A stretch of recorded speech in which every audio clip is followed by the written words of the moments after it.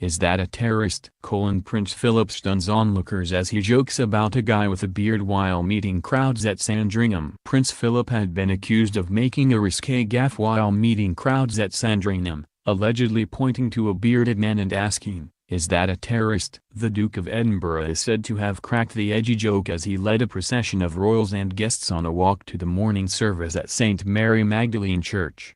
The 96-year-old, who retired from royal duties earlier this year, was said to be chatting to Princess Anne when he spotted a tall man sporting a long ginger beard.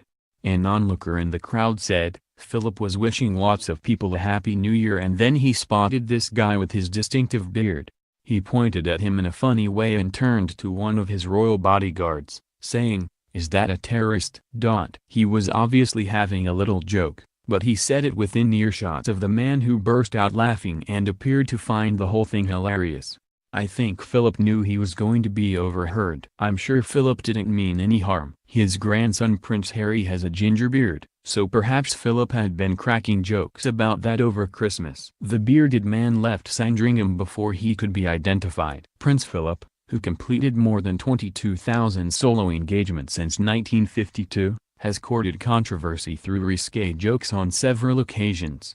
Known to make frank remarks, he once told a group of British students in China, "If you stay here much longer, you'll all be slitty-eyed." Ian Smith, 39, a lawyer who was with wife and children, added, "Everyone knows Prince Philip has got a sense of humor, although some people might have thought it was a risque comment." Philip walked to the church beside Anne, who was wearing a green coat and red scarf. The heir were followed behind by Anne's husband Sir Timothy Lawrence, Prince Edward and his 14-year-old daughter Lady Louise, and other guests staying at Sandringham House. The 91-year-old Queen, who was wearing a teal-colored coat with a black collar and matching hat, was driven to the church with Sophie, Countess of Wessex, in her maroon-colored Bentley.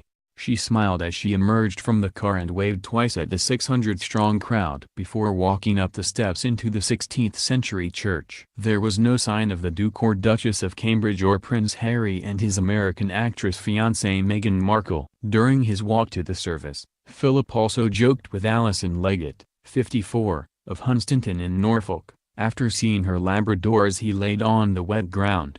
He pointed at her pet, saying, "I hope he hasn't got rising damp." Philip seemed in a more politically correct mood and avoided saying anything controversial as he walked back to Sandringham House while chatting once again to Princess Anne and wishing several members of the crowd a happy new year. But once again his attention was drawn to a dog in the shape of a large rare breed black Russian terrier called Boris, owned by Neil Richards, 55, and wife Debbie, 54, of Market Rosin, Lincolnshire.